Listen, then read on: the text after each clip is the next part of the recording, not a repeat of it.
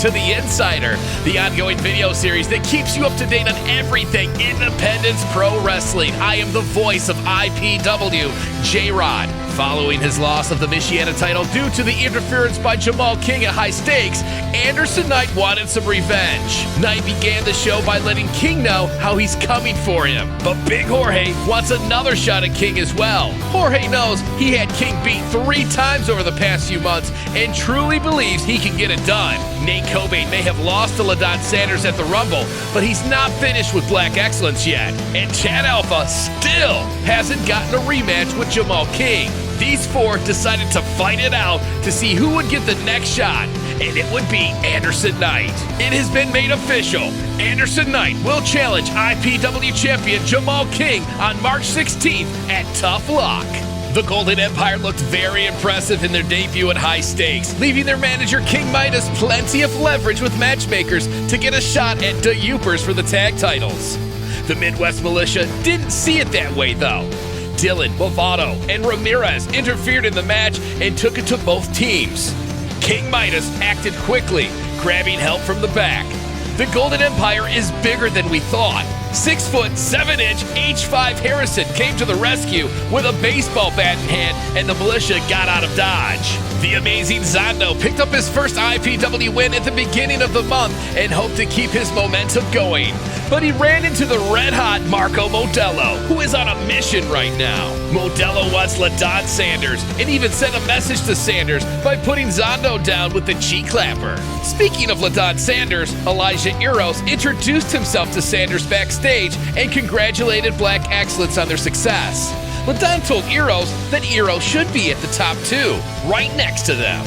And speaking of Black Excellence, we were supposed to have a last man standing match between TVA and TDG. But as soon as TDG found out Black Excellence wouldn't help him, TDG refused to sign the contract and asked for his release. TVA came out to address it, but wasn't as disappointed as the rest of us. To TVA, it was going to happen one way or another, with a different fire in his eyes than we're used to seeing. TVA said, that's one down, and he's coming for the rest of Black Excellence. After LaDon Sanders requested Black Excellence assist Dragon Jones in the beating of Derek Wolf, it looked like LaDon was ready to induct Jones into Black Excellence. This would mean Sanders would only need to bring one more guy to team with him for the 6-man tag team match against 3 Hearted in the main event. Before Sanders could officially welcome Jones to the squad, Elijah Eros interrupted. It would appear that Eros misunderstood his conversation with Sanders earlier. Eros thought he was the guy Sanders was inviting to join Black Excellence. Eros said he accepted, then suggested that Dragon Jones could be their 3rd man. Before Sanders could explain to Eros what the hell was going on, Eros dipped out of the ring to get ready for the main event. Thunder Kitty LaFleur got herself a chance to face IPW Women's Champion Stella Buho,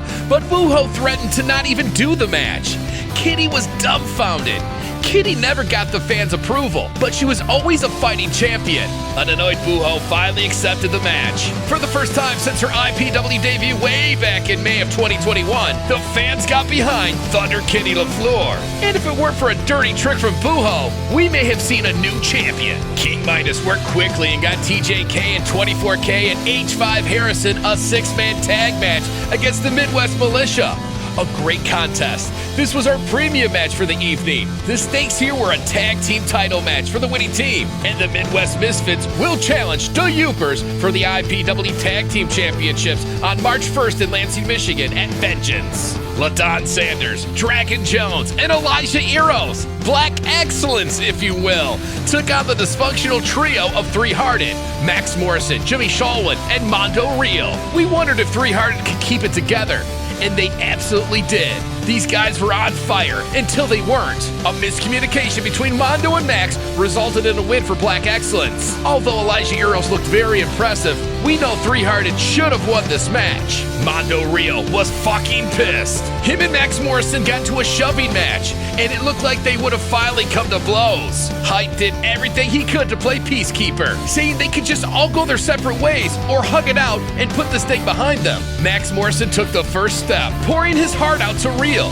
Mondo accepted, and they hugged it out. When they separated, Mondo kicked Morrison right in the balls, then screamed to Hype that they needed to get rid of Max Morrison once and for all. Shulwin was in shock and pleaded with Mondo to just go. Mondo Rio got out of the ring and came back in with a steel chair, telling Shulwin he needed to be the one to hit Morrison with it. When Shulwin refused, Rio blasted Morrison over the head and left the ringside area, telling Shulwin and Morrison they deserved each other. As Morrison came to, Shulwin promised to fix it. Just like that, Three-Hearted is no more. I interviewed Sanders, Jones, and Eros during their celebration, hoping to get some clarity on whether Eros and Jones were in. But Sanders refused to make the call without Jamal King being on site. When I asked him about the Cyber Championship, Marco Modelo crashed the interview, trying to talk some sense into Sanders, who he believes is being brainwashed by Black Excellence. Marco Modelo wants a shot at Sanders and that IPW Cyber Championship. At the conclusion of the event, Ominous Ramirez was once again lurking in the shadows and looking to start some shit. Ramirez found Dragon Jones and suggested that Dragon allowed Elijah Eros to show him up in the match. It looks like Jones is going to have to step his game up if he wants to be a part of the most dominant group in IPW. That concludes this edition of The Insider. Join us on Saturday, March 1st at Royal Scott in Lansing, Michigan as IPW presents Vengeance. And Sunday, March 2nd at Holmes Campus in Ann Arbor, Michigan as IPW presents Hail.